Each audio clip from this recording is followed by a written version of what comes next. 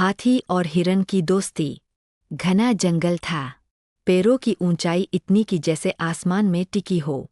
सूरज की किरणें जब पत्तों के बीच से छनकर नीचे आती तो हरी घास पर सोने जैसे धब्बे बन जाते। उसी जंगल में एक बड़ा हाथी रहता था। नाम था बज्रनाथ। बहुत ताकतवर, बहुत बड़ा, मगर दिल से उतना ही शांत। हाथी को बस माँ प्रकृति से प्यार था। वह मिट्टी में पैर दबाकर जड़ों को महसूस करना पसंद करता, नदी में पानी भरकर नहाना पसंद करता, और शाम होते ही हवा की ठंडी बूंदों में उठते परकते पत्तों की आवाज़ सुनना उसका शौक था। दूसरी तरफ उसी जंगल में एक नन्हा सा हिरन था। नाम चपल। बिल्कुल फुर्तीला, तेज, पतला, चमकती आंखें, और हर क्षण कुछ नई चीज सीखने की चाहत रखता। हिरन अक्सर जंगल में दौड़ता, कूदता, फूलों को सूंघता, पेड़ों की शाखों से टपकती बूंदों को महसूस करता और एक तरह का संगीत सुनता। उसके लिए जंगल सिर्फ जगह नहीं था, एक पूरा संगीत था। दोनों एक दूसरे को पहले देखते थे, मगर कभी बात नहीं हुई थी। एक दिन जंगल में भयंकर शोर हुआ। पता चला कि जंगल के पास इंसानों की गांव समिति एक बड़ी सड़क बनाने की योजना लेकर आई है। सड़क वहीं से निकलेगी जहां बड़े बड़े पेड़ थे। मतलब पेड़ कटेंगे। सब जीव डर गए। जंगल का संतुलन बिगड़ जाएगा। पक्षियों का घर उखड़ जाएगा, बंदरों की छलांगें रुक जाएंगी, हिरनों की दौड़ की दिशा बदल जाएगी। उस रात चपल देर तक सो नहीं पाया। वह पेड़ों के पीछे से भारी मशीनों की आवाजें सुन रहा था। उसके अंदर एक बेचैनी थी। सवेरा होते ही वह भागता हुआ नदी के किनारे पहुंचा। वहां उसे बज्रनाथ मिला। बज्रनाथ अपने बड़े दांतों से पानी खींच रहा था और हवा में फेंककर मन शांत कर रहा था। हिरन ने हिचकते हुए कहा, बड़े भाई, आप बहुत ताकतवर हो। हमें कुछ करना होगा। ये सड़क बनेगी तो जंगल का जीवन खत्म हो जाएगा। हाथी ने हिरन को शांत होकर देखा। मैंने सोचा है इस बारे में, मगर अकेला हाथी कुछ नहीं कर सकता। जंगल की लड़ाई जंगल मिलकर लड़ता है। हिरन को लगा पहली बार किसी बड़े ने उससे मिलकर शब्द कहे। उसे आश्चर्य हुआ। वो धीरे धीरे हाथी के करीब गया। उस दिन से दोनों साथ बैठने लगे। दोस्ती पनपने लगी। चपल को बज्रनाथ में सुरक्षा मिली, और बज्रनाथ को चपल में नई सोच मिली। यह दोस्ती असमान नहीं थी, बल्कि पूरक थी। एक बड़ा था, एक छोटा, एक धीमा था, एक तेज। एक सोचता ज्यादा था, एक करता तेज था। एक की शक्ति शरीर थी, एक की शक्ति चपलता थी। एक दिन जंगल परिषद की बैठक हुई। सब जीवों का प्रतिनिधित्व आ गया। कोई बंदर, कोई चिड़िया, कोई सांप, कोई उल्लू। वहाँ नया नियम आया। सड़क रुकवाने के लिए सबूत चाहिए। ऐसा कोई जीव चाहिए जो इंसानों की समिति के सामने जाकर बात करे, सबूत लेकर। बज्रनाथ धीरे से बोला। हिरन चपल जाएगा। सब दंग। नन्हा हिरन। इंसानों की समिति। बहुत बड़ा जोखिम। चपल डर गया। उसने कहा, मुझे क्या करना होगा? बज्रनाथ ने उसे समझाया। सड़क के नक्शे में जिस जगह चिन्ह है, वहाँ एक चिड़िया का प्राचीन घोंसला है। वह घोंसला हजारों साल पुराने पीपल पर है। वह पेड़ काटना कानून में मना है। हमें उस घोंसले की फोटो, पत्तियां और प्रमाण लेकर समिति के पास जाना है। यही सबूत सड़क रोक देगा।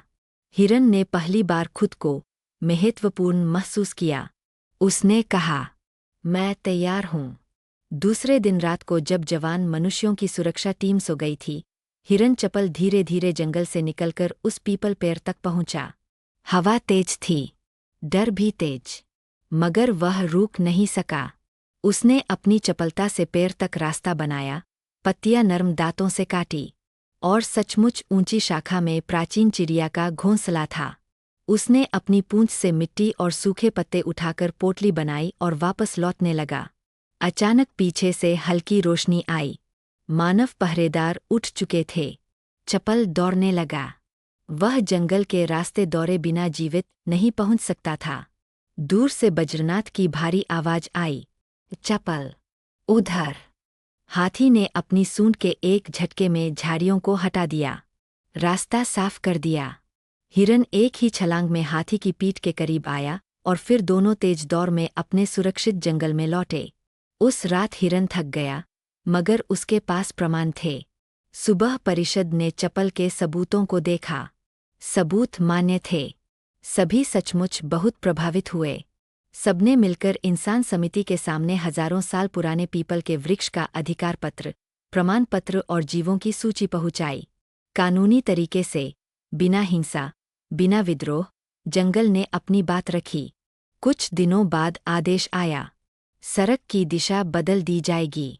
नया मार्ग जंगल के घने इलाके से नहीं जाएगा।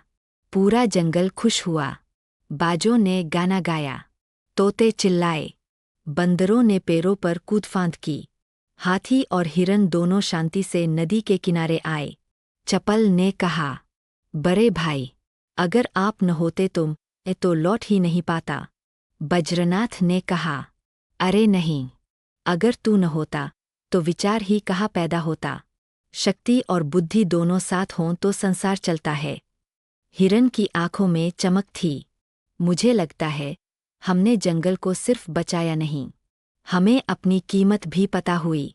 हाथी मुस्कुराया, यही तो दोस्ती है, जहाँ एक दूसरे को सिर्फ ताकत से नहीं बल्कि विश्वास से बड़ा बनाते हैं।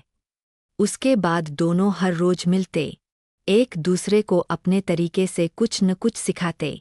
हाथी ने हिरन को यह सिखाया, धीरे चलेगा तो दूर तक जाएगा। हड़बड़ी में बड़ी से बड़ी छलांग भी खाली साबित हो जाती है। हिरन ने हाथी को सिखाया, कभी कभी छोटे छोटे रास्ते ही बड़े समाधान का रास्ता बन जाते हैं। जिंदगी में हमेशा बल की जरूरत नहीं होती, बस नाप और दिशा सही होनी चाहिए। उस घटना के कई साल बाद जब जंगल में नए बच्चे पैदा हुए, हिरन और हाथी की यह दोस्ती कहानी बन गई। बच्चे पूछते, वो दोनों कहाँ है? तो बड़े जीव मुस्कुरा कर कहते, वो अब भी इस जंगल की हवा में है। जहाँ भी दोस्ती में भरोसा होता है, वहाँ उनका नाम लिखा हुआ है। इस कहानी ने एक सीख दी, दोस्ती के लिए आकार नहीं, इरादा बड़ा होना चाहिए। कभी छोटा जीव बड़ी जीत दिला सकता है, और कभी बड़ा जीव छोटे की जिंदगी बचा सकता है। दोस्ती का मतलब यही है, एक दूसरे की कमी नहीं, एक दूसरे की क्षमता देखना। और इसलिए इस जंगल में आज तक एक कहावत बोली जाती है, जहाँ हाथी का धैर्य और हिरन की चपलता मिल जाए, वहाँ जंगल खुद रास्ता बना लेता है।